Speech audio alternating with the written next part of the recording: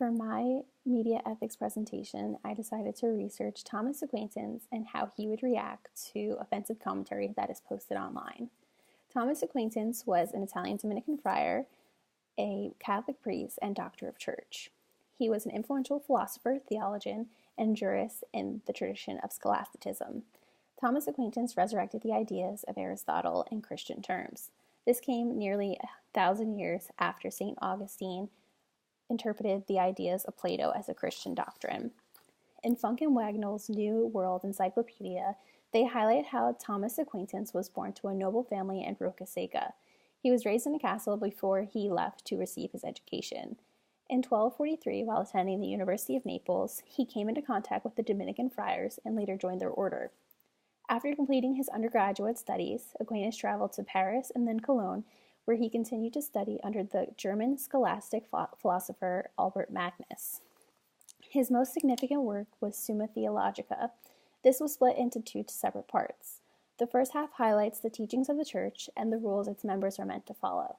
He also discussed 5 ways or components he claims he proves God's existence. The most notable way is that it is an extension of Aristotle's unmoved mover. Aristotle argued that everything comes from something, and that in order for life to begin, something needs to cause it. This cause is what Aristotle refers to the uncaused cause. Aquinas uses this evidence as God's existence by claiming the only logical entity that could do such a task is God himself. The second part of the work applies to us in media ethics. This is because his second half of Summa Theologica is based in ethics. Similar to the first part, Aquinas bases some of his claims off of Aristotle's teachings. Aquinas agrees with Aristotle's notion of eudaimonia, or happiness, as being something to work towards, but he argues that Aristotle's definition is imperfect. Aquinas argues that a man's real happiness consists in his vision of God. He states that people must take part in universal moral obligations or natural law. Leo Edler, author of The Ethics of St. Thomas Aquinas, says these obligations are ultimately defined the school of ethics in deontology or duty ethics. Thomas Aquinas stuck out to me over the other philosophers because he believed morality within a person is best measured by their actions. I found this to be really fitting for the topic of offensive commentary being posted online, because you can really tell a lot about someone just based on what they write about someone else. Throughout 2017, there were countless cases of media outlets publishing offensive, inappropriate, or misguided information.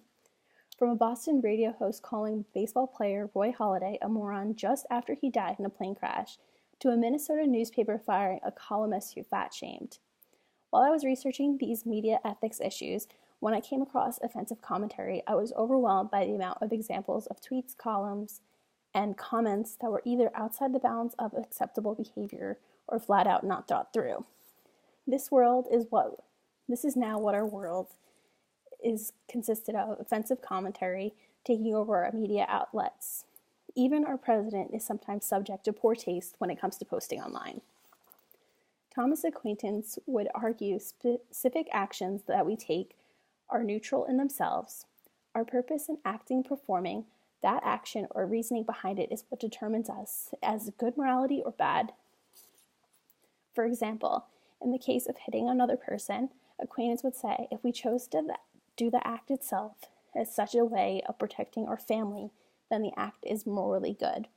According to Fergus Kerr, author of Thomas Aquinas, A Very Short Introduction, if the reason behind committing the act was to cause harm or injure other person, the act is morally bad.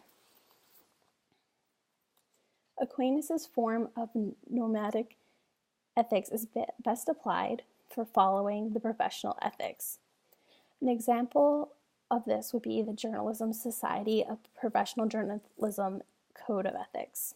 Journalists are required by the Code of Ethics to seek truth and report it, minimize harm, act independently, and be accountable, transparent.